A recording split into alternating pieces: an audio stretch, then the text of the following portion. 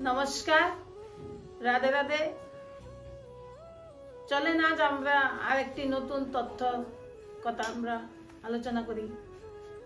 যারা যারা আমাদের এই জ্ঞান কিমতি চ্যানেলের সাথে রোজ দেখছেন তাদের সবাইকে অভিনন্দন, সুস্বাগতম। আজ বিগত আমরা 19 বছর ধরে আমরা সেই জ্ঞানের সাথে জড়িত রয়েছি। সেই জ্ঞানের মাধ্যমে আমরা আমাদের জীবনকে পরিবর্তন করতে পেরেছি, সুখ শান্তিময় অতীন্দ্রিয় সুখ অনুভব করতে পেরেছি। আশা করি আপনারাও সেই জ্ঞানের মাধ্যমে আপনাদের জীবনকেও বদলাতে পারবেন। নমস্কার। চলেন আজ আমরা জানি যে সে মহাভারতের মধ্যে সে অশ্বত্থামার কাহিনী। যে অশ্বত্থামা আসলে কে ছিলেন? বলেছে যে অশ্বত্থামা ছিল দ্রোণাচার্যের গুরুর পুত্র। তিনি সে অশ্বত্থামা কি করেছিল? সেই দুর্যোধনের বন্ধু ছিল। সে দুর্যোধনের বন্ধু থাকার অবস্থায় পাণ্ডবদের সাথে কি করেছিল? ছল চাতুরি করেছিল।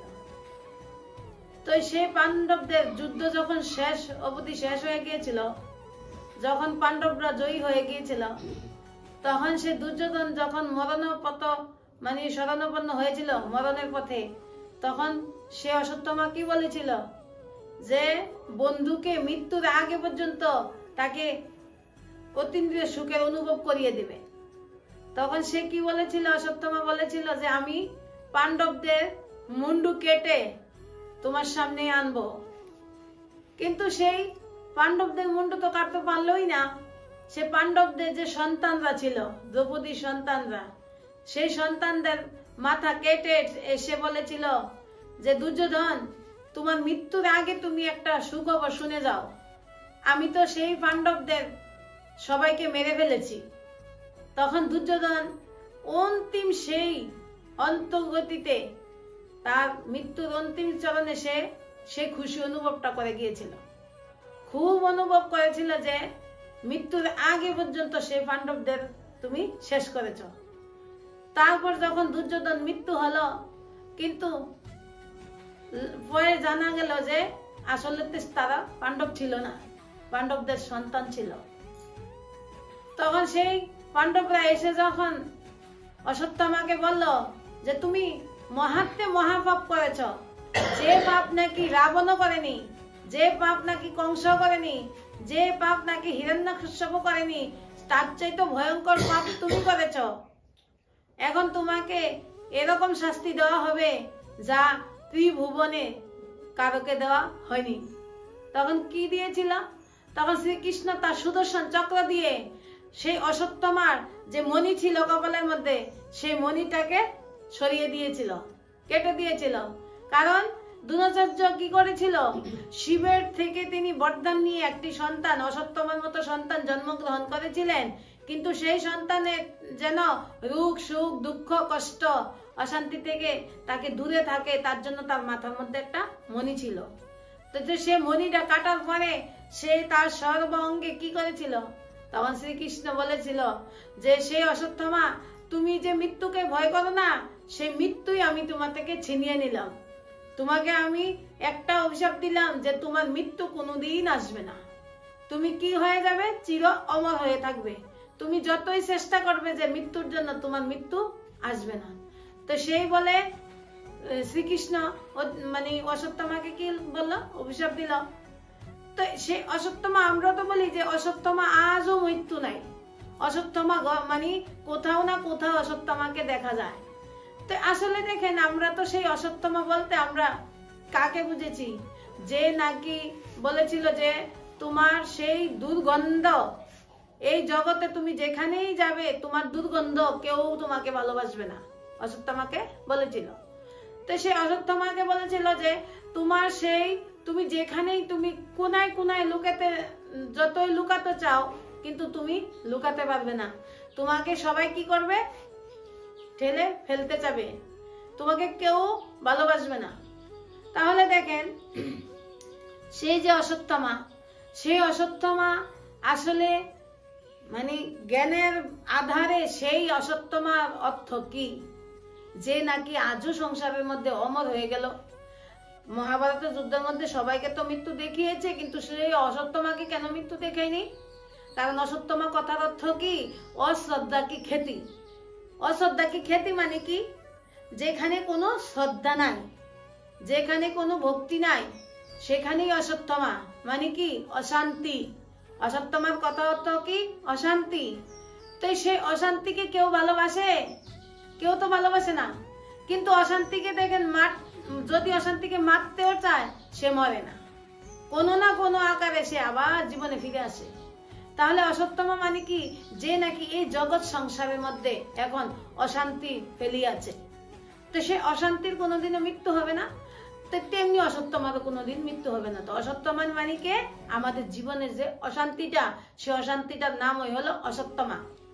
তো বলেছে সে অশ্বত্থামা আবার দেখিয়েছে যে অশ্বত্থামা নামে একটি গজ ছিল, মানে কি? একটি হাতি ছিল।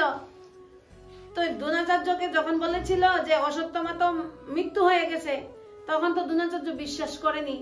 তো গুরু দ্রোণ যখন বিশ্বাস করেনি, তখন শ্রীকৃষ্ণ বলেছিল যে যুধিষ্ঠির যদি বলে যে অশ্বত্থামা মরে গেছে, তাহলে সে গুরু দ্রোণ বিশ্বাস করবে। তো তখন যুধিষ্ঠির বলে যে আমি তো মিথ্যা কথা বলতে পারবো না। তখন যুধিষ্ঠিরকে বলেছিল যে অশ্বত্থামা নামে যদি কোনো কেউ যদি মৃত্যু হয়, তাহলে তুমি বলতে পারবে? বলে হ্যাঁ, বলতে পারবো। তো তখন কি করেছিল? ওই যুদ্ধের মধ্যে সেই হাতিকেও এনেছিল যে তোমাকেও আজ বলিদান দিতে হবে ধর্মকে রক্ষা করার জন্য। তখন সেই অশ্বত্থামা নামে একটি হাতি ছিল, সেই হাতিটা সেই যুধিষ্ঠিরের সামনে মৃত্যুবরণ করেছিল।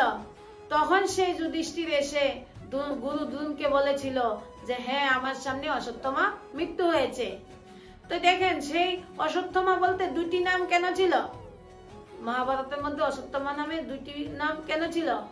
কারণ যে অশ্বত্থামা অশান্তি ফেলিয়েছিল, সে অশান্তিকে কেউ ভালোবাসে না।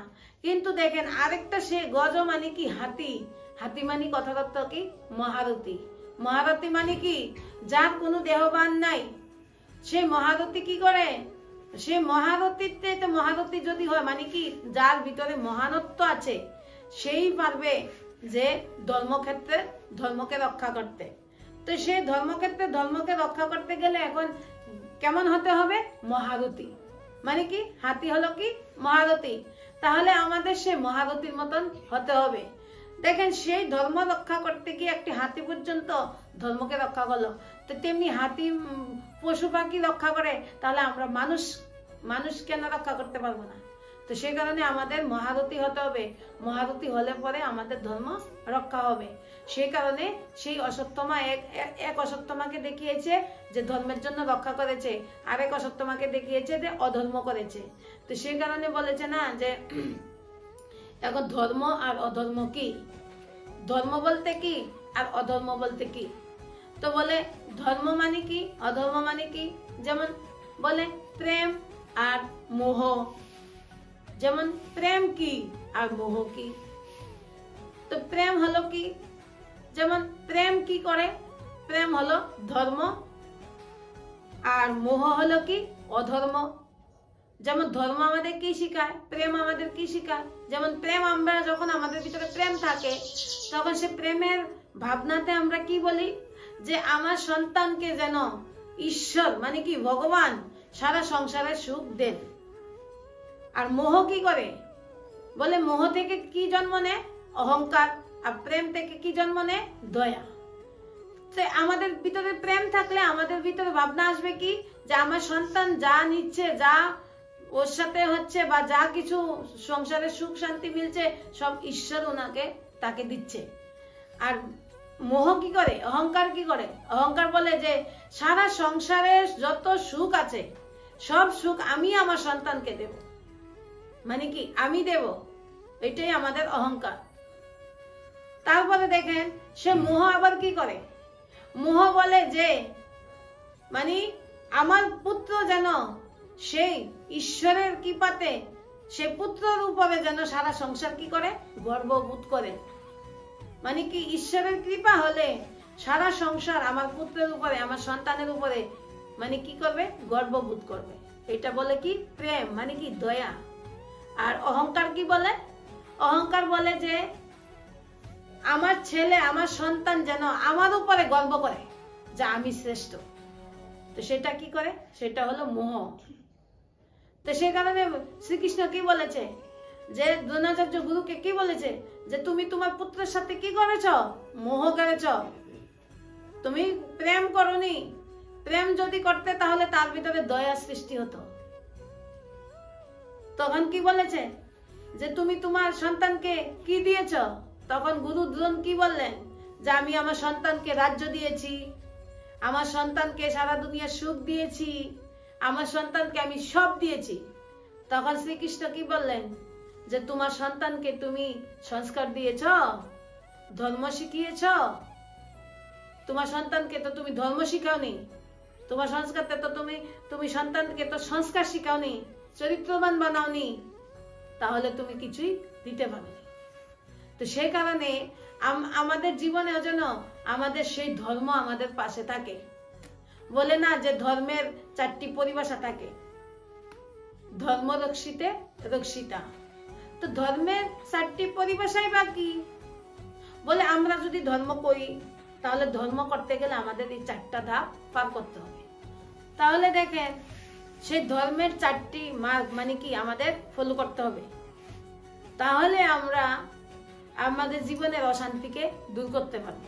আমাদের জীবনে যে অসত্যমা বসে আছে, সেই অসত্যমাকে আমরা আমাদের জীবন থেকে দূর করতে পারবো, আমাদের রাজ্য থেকে দূর করতে পারবো, আমাদের সমাজ থেকে দূর করতে পারবো, আমাদের দেশ থেকে দূর করতে পারবো। তাহলে সে অসত্যমা থেকে বাঁচতে গেলে আমাদের 4টি ধাপ কি কি জানতে হবে। যেমন ধর্মের সবচেয়ে বড় পরিভাষা হলো কি, সত্য। সর্বপ্রথম আমাদের কি করতে হবে, সত্য। তো সত্য মানে কি, বলেছে সত্য মানে কি, সত্য বলতে তুমি সেরকম না যে আমি মুখ দিয়ে বলে ফেললাম যে সত্য কথা, কিন্তু কর্মতে দেখাইনি, সেটাকে সত্য বলে না।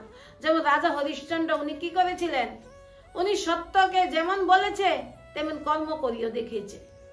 তাহলে সত্য যদি আমাদের করতে হয়, সত্য যদি আমাদের মানতে হয়, তাহলে আমরা কোন সত্যকে মানব, যে সত্য প্র্যাকটিক্যালি আমি নিজে করতে পারবো। তো সেই কারণে আগে সর্বপ্রথম আমাকে সত্য হতে হবে। যেমন সত্য কেমন বলেছে, আমরা যতই সত্যকে ডাকতে চাই, যতই আমরা সত্যকে লেপাপতি করতে চাই, কিন্তু সত্য তেল আর জলের মতো। যেমন একটি বালতির মধ্যে জলের মধ্যে তেলকে তুমি যতই ডুবাতে চাও, কিন্তু তেল কোনোদিনও জলের নিচে ডুবে না। সেই তেল কি করবে, সে সত্যরূপী তেল ভেসেই উঠবে। তো সেই কারণে আমাদের সত্যরূপী তেল যখন ভেসে উঠে, তেমনিও তো এই সংসারের মধ্যে আমি সত্য না হলে মিথ্যা একদিন আমার সংস্কারে ভেসেই আসবে। আমরা যতই বলি যে না আমি সত্য হয়ে গেছি, সত্য হয়ে গেছি, কিন্তু সত্য কি করে হলাম, সত্য হতে গেলে আগে আমাকে কর্ম করতে হবে। তো কর্ম, আমরা সত্য যদি কর্ম করতে হয়, কাকে বলে করব, শ্রীকৃষ্ণকে করব, শ্রীরামকে করব, আমাদের যে পূর্বজ তাদের করব।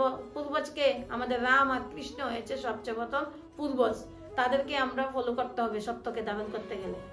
তারপরে দয়া, সত্যের পরে কি আসবে, দয়া। তো যখন আমাদের ভিতরে সত্য আসবে, সত্যের পরে আমাদের ভিতরে কি আসবে, দয়ার ভাবনা। তো দয়া মানে কি, যে তোমার নিজের প্রতি আগে নিজেকে দয়া করো। আমরা অন্যকে দয়া তো করবোই, কিন্তু আগে নিজেকে দয়া করতে হবে। আমি নিজে দয়া না করি, সে আমার অধর্ম থেকে আমাকে নিজেকে রক্ষা না করি, তাহলে আমার দয়া কে করবেন? তো সে কারণে ভগবান বলেছেন যে ধর্মের আরেকটি পরিভাষা হলো কি, দয়া। তারপর হলো আরেকটা কি, তপস্যা। তপস্যা মানে কি, যেমন ধরেন বলে না যে বীজ সৎসঙ্গ বিবেক না হই, বিনা সৎসঙ্গে কারোর বিবেক খুলবে না। তাহলে সৎসঙ্গ যখন আমাদের যেতে হবে, তো সৎসঙ্গে কি হবে, বলে সৎসঙ্গ তারে কুসঙ্গ ডুবায়। মানে সৎসঙ্গ আমাদের কি করে নিবে, তরাই নিবে, আমাদের মুক্তি, জীবন মুক্তির রাস্তা দেখিবে, আমাদের জীবনের সদ্গতির রাস্তা আমরা বানাতে পারবো সে সৎসঙ্গের মাধ্যমে। তাহলে দেখেন, আমাদের সবাইকে তো একদিন এই দুনিয়া থেকে যেতে হবে। তাহলে আমাদের দুনিয়া থেকে যেতে গেলে আমাদের মুক্তির রাস্তা কে বানাবে, আমাদের মুক্তি, জীবন মুক্তির রাস্তা কে বানাবে? বলেছে একটা হয়েছে জীবন মুক্তি, আরেকটা হয়েছে মুক্তি। তো এখন মুক্তি, সারা সংসার একদিন শরীর ছেড়ে চলে যাবে, সেটাকে মুক্তি বলে।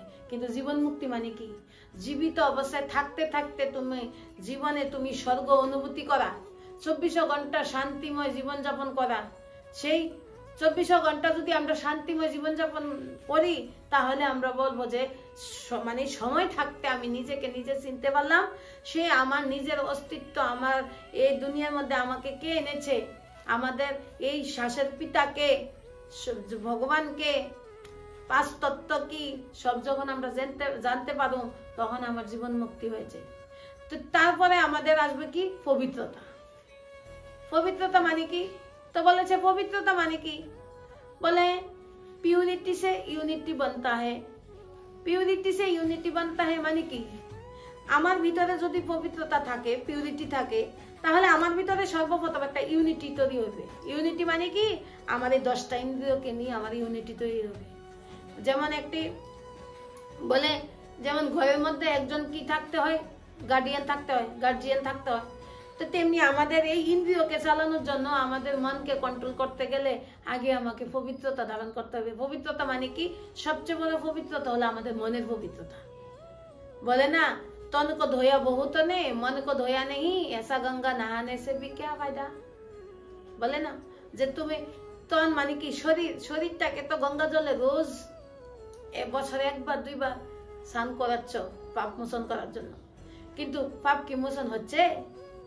পাপ মোচন করার জন্য তো আমরা শরীরটাকে ধুচ্ছি, কিন্তু শরীরের মধ্যে তো পাপ লেগে থাকে না, শরীরের মধ্যে তো ময়লা ধুলোবালি লেগে থাকে।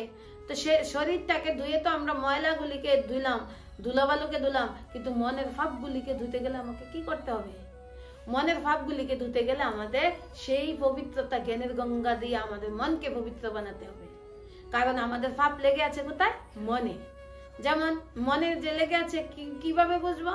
যেমন সকালবেলা কেউ যদি আমাকে একটা কটু কথা বলে, তাহলে আমি সারাটা দিন শুধু ওই কথাটাই বারবার বারবার আমার মনের মধ্যে আসে। আর সারাদিন আমি দুঃখী কার জন্য হই? ওই মনের মধ্যে সেই কথাটা আসে, আর আমি বলি কি যে আমাকে তো সেই ফলানা অমুকে আমাকে সেই কথাটা বলে দিল, আমার দোষ নাই তারপরে বলে দিল। তার মানে আমরা সারাদিন কি করি? ওই মনকে নিয়ে আমরা বিজি থাকি। মনের মধ্যে আমরা সারাক্ষণ আমরা কি করতে থাকি? চিন্তন মন্থন করতে থাকি। তাহলে আমাদের পাপ কোথায়? বলে না, যদি করে থাকো গোপনে, সাক্ষী দিব তোমার মনে। তুমি গোপনে কোনো কাজ করেছ, এই জগৎ সংসারে কেউ দেখে নাই, কেউ দেখে নাই যে আমি কর্মটা কি করেছি, কিন্তু একজন তো দেখেছে। বলেছে না, এক গুরু কি করেছে, এক গুরু দুইজন শিষ্য, তো শিষ্যকে বলেছে যে নাও, দুইজনকে 2টা তরমুজ দিলাম, সে তরমুজটা দুজনে আমার সামনে কেটে আনো, আর কাটবে যে এমন জায়গায় কাটবে যে কেউ যেন না দেখে, একজনও যাতে না দেখে। তো তখন একজন শিষ্য কি করলো, ঘরের মধ্যে দরজা লাগিয়ে ঘর থেকে কেটে এনে ঘন্টার মধ্যে গুরুদেবের সামনে নিয়ে আসলো। কিন্তু আরেকজন শিষ্য, সে সারাদিন গেল, সন্ধ্যা হয়ে আসলো, সে তো আর আসছে না। তখন রাত্রিবেলা এসে সেই তরমুজ সে যেমন নিয়েছে সে তেমনই নিয়ে আসে গুরুদেবকে, বলছে যে গুরুদেব আমি তো তরমুজটা কাটতে পারিনি। তো বলেছে এই সংসারের মধ্যে এমন কোথাও কি নীরব জায়গা নাই, এমন কোথাও কি খালি জায়গা নাই যেখানে তুমি কাটতে পারোনি?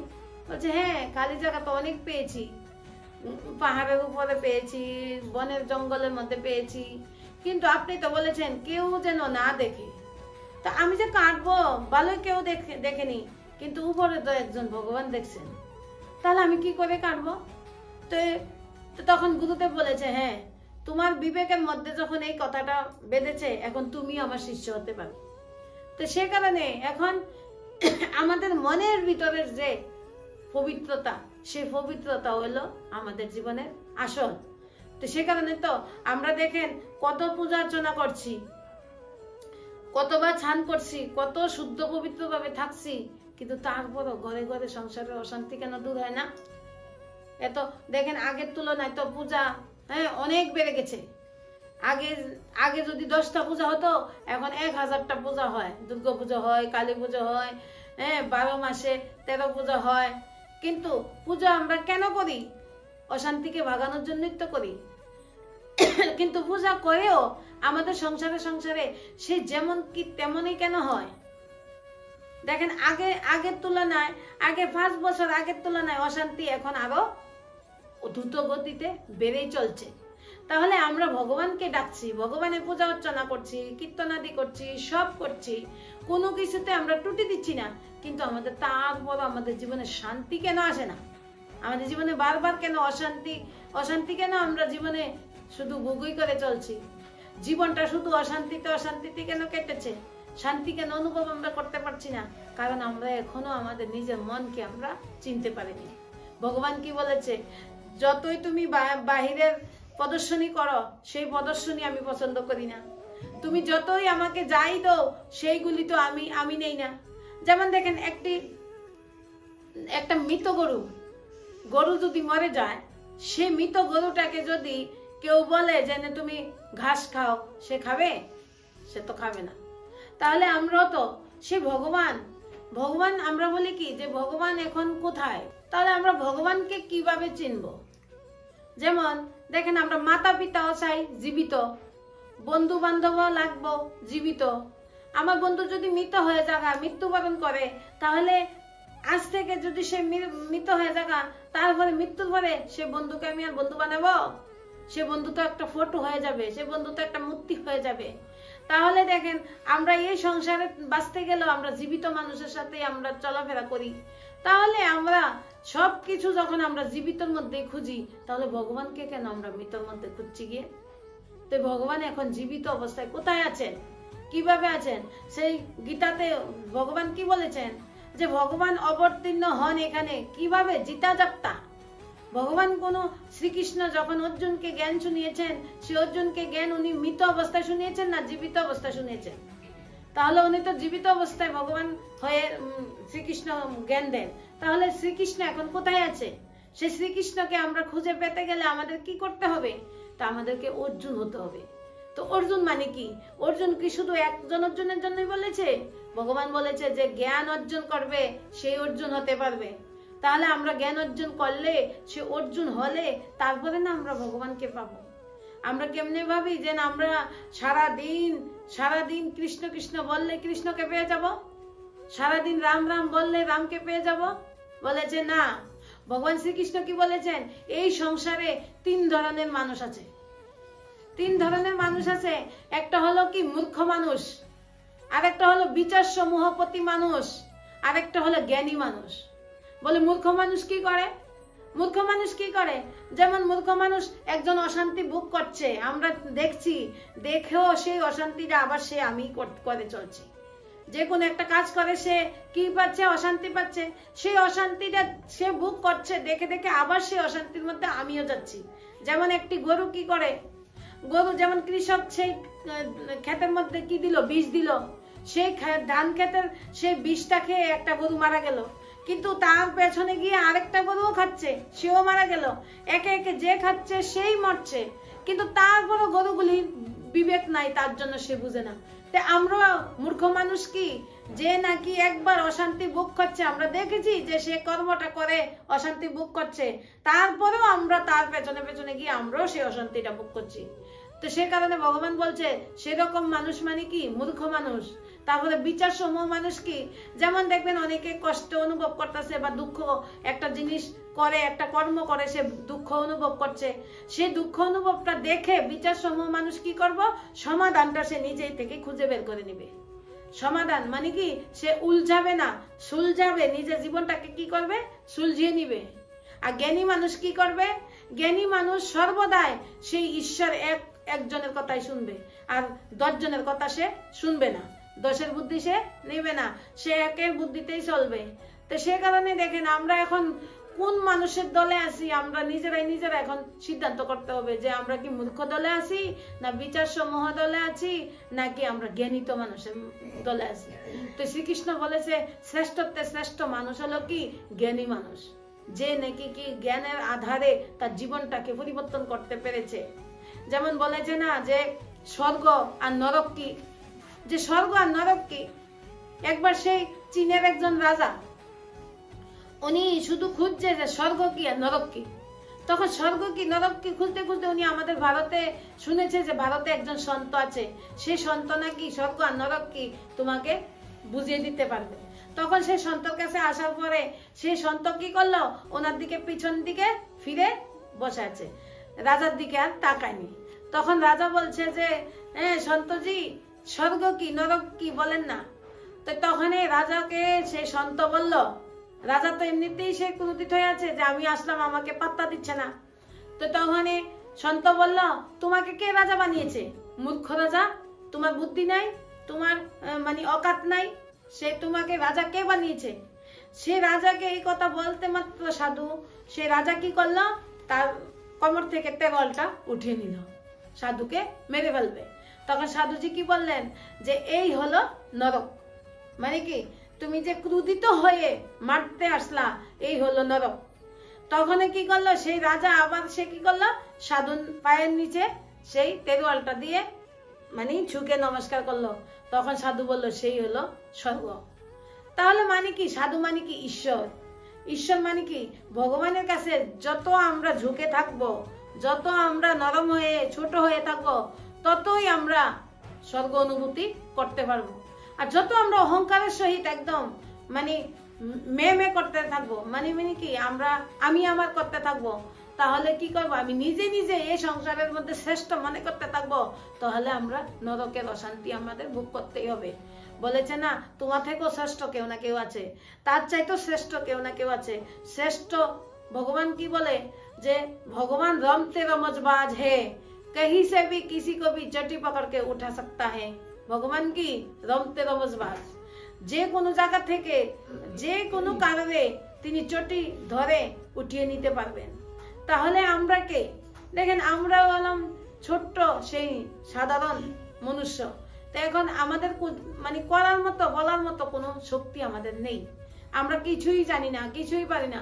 কিন্তু ভগবান সে উনি আমাদের যতটুকু দিচ্ছেন সে ততটুকু দ্বারাই আমরা অন্যকে দেওয়ার জন্য, আমরা যতটুকু অনুভব করতে পেরেছি সে অনুভবটা অন্যকে করানোর জন্য আমরা শুধু নিমিত্ত। নিমিত্ত মানে কি, যে আমরা শুধু এখানে উপলক্ষ, বাকি তো সে প্রভুই সব সমাধান করেন। সে প্রভুর কৃপাতে যদি আমরা সেই জ্ঞানের আধারে আমরা একাগ্রত হই, আমাদের মনকে একাগ্রত করতে পারি, তাহলে আমরা অবশ্যই সেই ভগবানের কৃপাতে আমাদের গতি সদ্গতি অবশ্যই হয়ে যাবে। আমাদের গতির সদ্গতির রাস্তা আমরা নিজেই করতে হবে, আমাদের গতির রাস্তা অন্য কেউ করতে পারবে না। যেমন আমি খাবার খেলে আমার পেট ভরবে, আমার মেয়ের পেট ভরবে না, আমার স্বামীর পেট ভরবে না, তেমনি আমার সেই কর্ম আমি নিজে কর্ম করলে তারপরে আমার গতি সদ্গতি হবে। নাকি অন্য আমার মেয়ে যদি কর্ম করে আমার কি সদ্গতি হবে? হবে না। তো সে কারণে আমার নিজের কর্ম নিজে। তেমনি আমরা সবাই জগৎবাসী, সবাই আমরা মনুষ্য আত্মা, কি করতে হবে, আমরা এই সৃষ্টিতে এসেছি শ্রেষ্ঠ কর্ম করার জন্য, নাকি নরকের কর্ম করার জন্য। তো এখন স্বর্গ আর নরক তো বুঝলেন। স্বর্গ মানে আমরা যত ভগবানের কাছে, ঈশ্বরের কাছে আমাদের মানে কি অহংকারটাকে ঝুঁকিয়ে রাখতে পারি, অহংকারকে যত আমরা ঝুঁকাতে পারবো ততই আমরা শ্রেষ্ঠত্বে শ্রেষ্ঠ হতে পারবো। আর অহংকারকে যতই আমরা নিজের মধ্যে রাখবো ততই, বলে না যে পাপ হয়েছে কি ভূমির চেয়ে ভারী হলো পাপ, আর জ্ঞান হলো কি জল সে পাতলা জ্ঞান। বলে না জল সে পাতলা জ্ঞান হে, পাপ ভূমি সে ভারী, কলঙ্ক কাজল সে কালি। তাহলে আমাদের সেই পাপটাকে মাথার মধ্যে পূজার মতন রেখে বসে আছি, তো সেটাকে মানে ফেলাতে গেলে কি করতে হবে, ফেলে দিতে গেলে সেটাকে আমরা একমাত্র সে জল চাইতো জ্ঞান পাতলা আমরা ধারণ করতে হবে। তো যাই হোক, আমরা যতটুকুই আমরা বুঝলাম জানলাম আপনাদেরও দিলাম। এখন আপনাদের যদি ভালো লাগে আপনারা রোজ সেই আমাদের জ্ঞান কিমতি চ্যানেল দেখতে থাকেন, আর রোজ নতুন নতুন সেই জ্ঞানের কথা বাণী দিয়ে আপনাদের মনকে আপনারা সন্তুষ্টি করেন। সন্তুষ্টি ধন হলো সবচেয়ে বড় ধন। রাধে রাধে, নমস্কার।